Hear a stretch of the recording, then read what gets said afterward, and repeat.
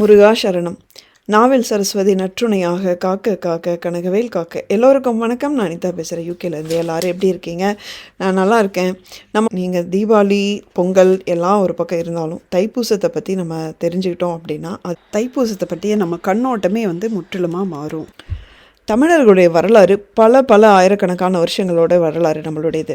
அதில் புராணங்களில் சில முக்கியமான சம்பவங்கள் தைப்பூசத்து அன்னைக்கு நடந்ததும் சரி, கடவுள்களும் சிவனடியவர்களும் முருகனடியவர்கள் எல்லாமே சில முக்கியமான சம்பவங்களுக்கு தைப்பூச நன்னாளை தேர்ந்தெடுத்துக்கிறது. இந்த மாதிரி விஷயங்கள் நம்ம தெரிஞ்சுக்கிட்டோம் அப்படின்னா அப்போ தைப்பூச நன்னாளை நம்ம எவ்வளோ பெரிய அளவில் கொண்டாடணும் அப்படின்னு சொல்லிட்டு நமக்கே ஒரு கேள்வி வரும். அதே மாதிரி பால் குடம் எடுக்க முடியாதவங்க, காவடி எடுக்க முடியாதவங்க வீட்டிலேயே எப்படி வழிபடலாம் அப்படிங்கிறதும் வீடியோவோட இறுதியில் சொல்லியிருக்கேன். இப்போது நம்ம வீடியோக்குள்ளே போகிறதுக்கு முன்னாடி நம்ம சேனலுக்கு நீங்கள் புதுசாக இருந்தால் முருகப்பெருமானை சுவாசிக்கவும் நேசிக்கவும் வைக்கும் நிறைய அற்புதமான வீடியோக்கள் பார்த்துட்டு வரோம்.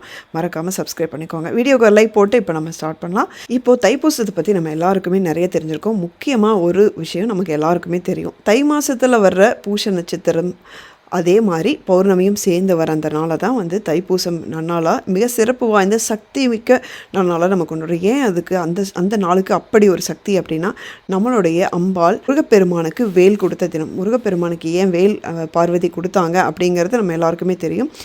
அசுரர்களை அதோட தொல்லைகளை தாங்க முடியாமல் தேவர்கள்லாம் சிவபெருமான் கிட்ட முறையிடுறாங்க. எங்களால் அசுரர்களை அழிக்கவே முடியல, நீங்கள் தான் இதுக்காக ஒரு தலைவனை உருவாக்கணும் அப்படின்னு சொல்கிறாங்க. அப்போது சிவபெருமானோட நெற்றிக்கண்ணிலேருந்து 6 தீப்பொறிகளாக தோன்றி 6 குழந்தைகளாக மாறி நம்மளுடைய கந்த பெருமான் முருகப்பெருமான் தோன்றாங்க. முருகப்பெருமான் தோன்றிய அந்த காரணமே பார்த்திங்கன்னா அசுரர்களை அழிப்பதற்காக, கெட்ட விஷயங்களை அழிப்பதற்காக. அப்படி சிவபெருமான் நெற்றிக்கண்ணிலிருந்து தோன்றிய மிக மிக சக்தி வாய்ந்த முருகப்பெருமான் நாரதர் உருவாக்குன ஒரு சின்ன கழகத்தினால அவர் கோச்சிக்கிட்டு ஒரு மாம்பழத்துக்காக அவருடைய அண்ணன் பிள்ளையார்கிட்ட சண்டை போட்டுட்டு அவர் பழனிமலைக்கு ஆண்டியாக போயிடுறாரு. பழனி மலையில் உள்ள அந்த முருகப்பெருமானுக்கு பார்வதி தேவி அவருடைய சக்தியும் சிவபெருமான சக்தியும் அனைத்து சக்தியும் திரட்டி ஒன்றா வேலாக கொடுக்குறாங்க. எதுக்கு அப்படின்னா அந்த அசுரர்களை கொல்றதுக்காக. பழனி மலையில் இருக்கும் அந்த முருகப்பெருமானுக்கு வேல் கொடுத்த அந்த காரணத்தினால தான் பழனி மலைக்கு இது மிக மிக சிறப்பு. அது மட்டும் இல்லாமல் ஏன் தைப்பூசத்தை ஒட்டி நம்ம பால் குடம் தூக்குறோம், காவடி எடுக்கிறோம் அப்படிங்கிறதும் இதுக்கு பின்னாடி ஒரு கதை இருக்குது. இதெல்லாம் புராணத்தில் என்ன சொல்கிறாங்க அப்படின்னு சொல்லி தெரிஞ்சுக்கலாம். நம்ம எல்லோருக்குமே இடுமனை தெரிஞ்சிருக்கோம். நம்முடைய அகத்திய முனிவர் இடுமன் கிட்ட அந்த சிவகிரி சக்திகிரி அப்படின்னு சொல்லி 2 மலை இருக்குது. அந்த 2 மலையை அவருக்காக தூக்கிட்டு வர சொல்கிறாரு.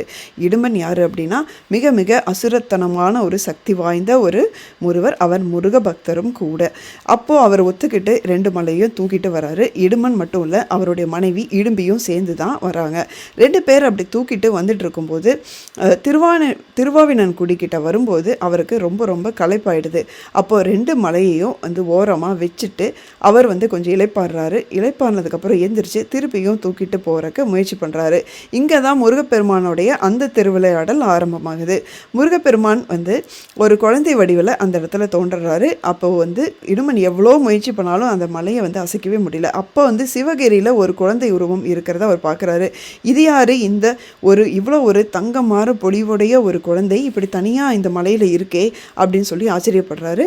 அப்போ கூட அவருக்கு அது முருகப்பெருமான் அப்படின்னு சொல்லி தெரியல. அப்போது முருகப்பெருமான் ஒரு திருவிளையாடல் பண்ணி இடுமன் கூட சண்டை போடுறாரு. அந்த சண்டையில் இடுமன் இறந்து போயிடுறான். அப்போது இடுமனோட மனைவி இடும்பி பயங்கரமாக அழறா. அப்போது முருகப்பெருமான் அதை மயில் மேல் அமர்ந்திருக்க மாதிரி ஒரு காட்சியை கொடுத்து நான் முருகப்பெருமான் தான் அப்படிங்கிற மாதிரி அவர் காட்டிக்கிறாரு. அப்போது இடும்பி ஆச்சரியப்பட்டு முருகப்பெருமானை வணங்கி இடுமனை திரும்பியும் உயிர்ப்பிக்கணும் அப்படின்னு சொல்லி கேட்குறா. அப்போது முருகப்பெருமான் இடும்பனை திரும்பியும் உயிர்ப்பித்து கொடுக்குறாரு.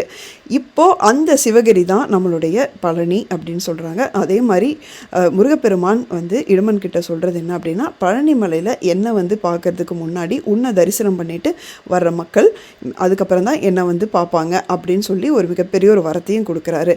அதே மாதிரி நீ இவ்வளோ கஷ்டப்பட்டு 2 மலையும் நீ தூக்கிட்டு வர, இதே மாதிரி கொடிய துன்பங்கள் தீய சக்திகளை இப்படி காவடியாக தூக்கிட்டு பழனிமலைக்கு வர்ற பக்தர்கள் தைப்பூச அன்னைக்கு வந்து என்னை தரிசிக்கும் போது அவங்களோட அனைத்து துன்பங்கள்லேருந்து அவங்களுக்கு விடுதலை கிடைக்கும் அப்படின்னு இரண்டாவது ஒரு மிகப்பெரிய வரத்தையும் கொடுக்குறாரு.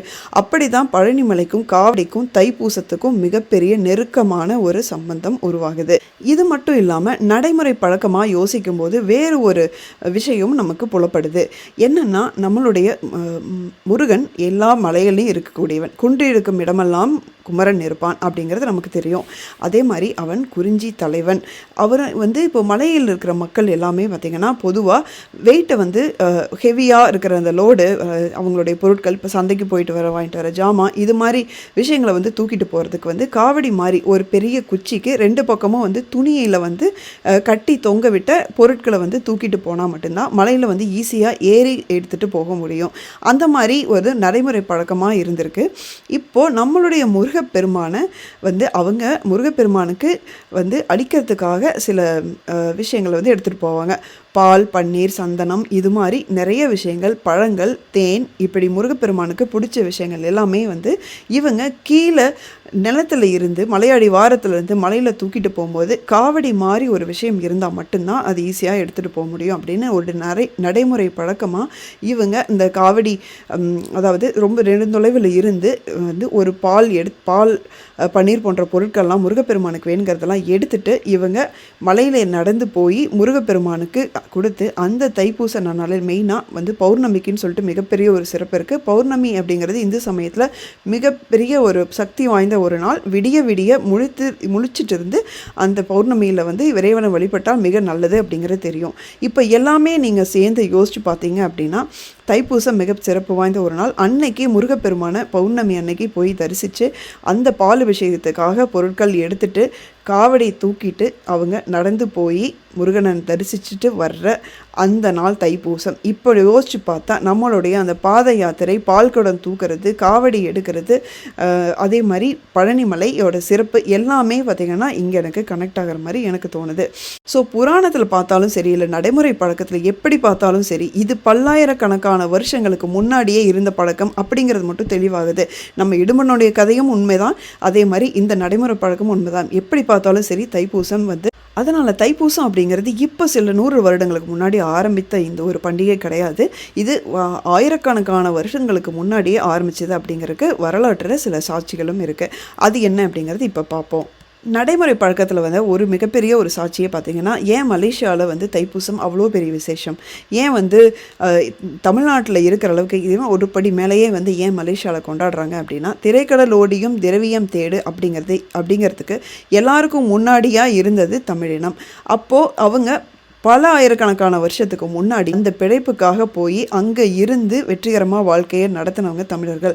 அப்படிங்கிறதுனால தான் அது மலேசியா மட்டும் இல்லை, அது சுற்றி இருக்க சில நாடுகள்லேயும் வந்து அப்போவே தைப்பூசம் பரவி அது வந்து மிகப்பெரிய ஒரு பண்டிகையாக வந்து கொண்டாடப்பட்டு அங்கே வந்து அதுக்கு கவர்மெண்ட் ஹாலிடேவாக வந்து இன்னும் இருக்குது அப்படிங்கிறது மிகப்பெரிய விசேஷம்.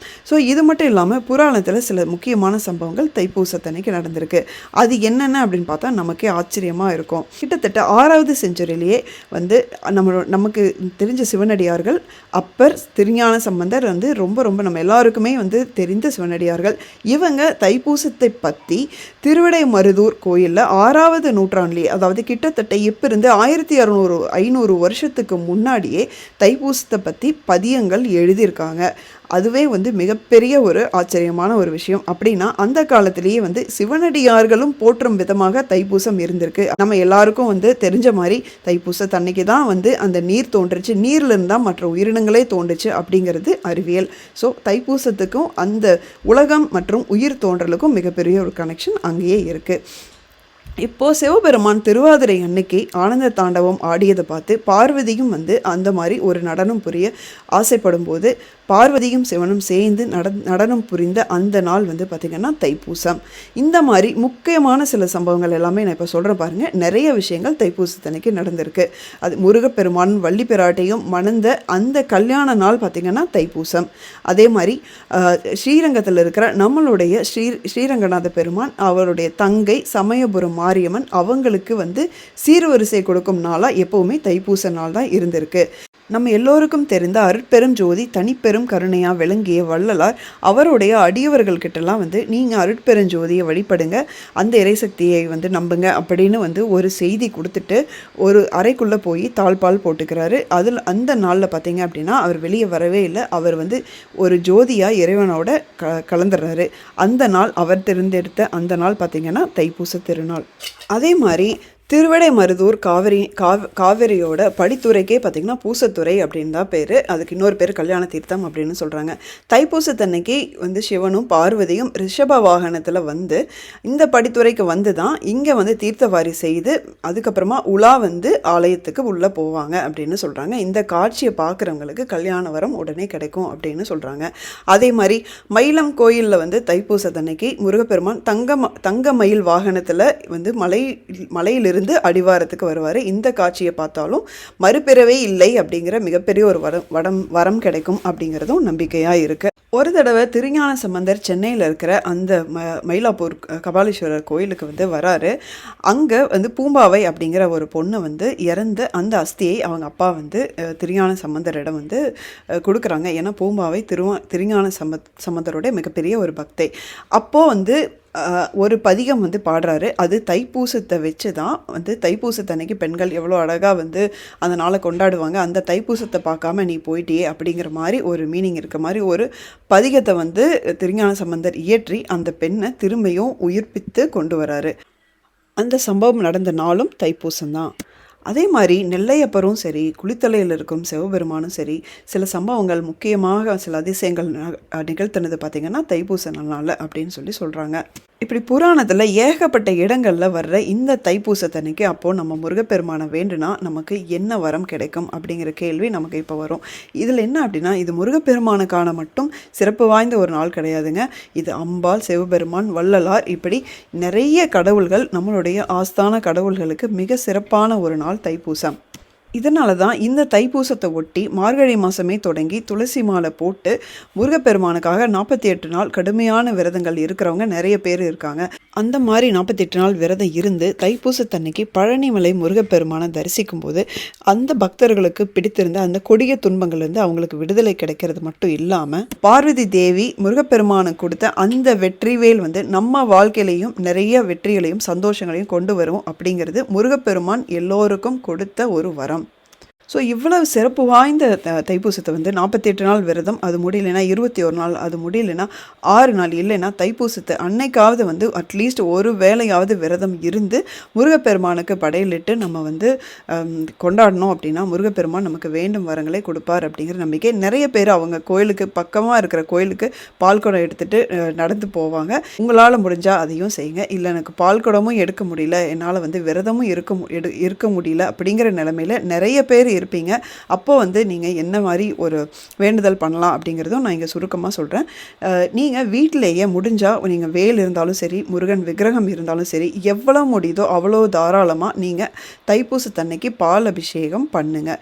பால் அபிஷேகம் தான் இருக்கிறதுலேயே முருகப்பெருமானுக்கு மிக மிக பிடித்தமான ஒரு விஷயம். போதும் அப்படிங்கிற அளவுக்கு நீங்கள் அன்னைக்கு பால் அபிஷேகம் பண்ணுங்கள். முடிந்தால் ஒரு வேளை விரதம் இருங்க.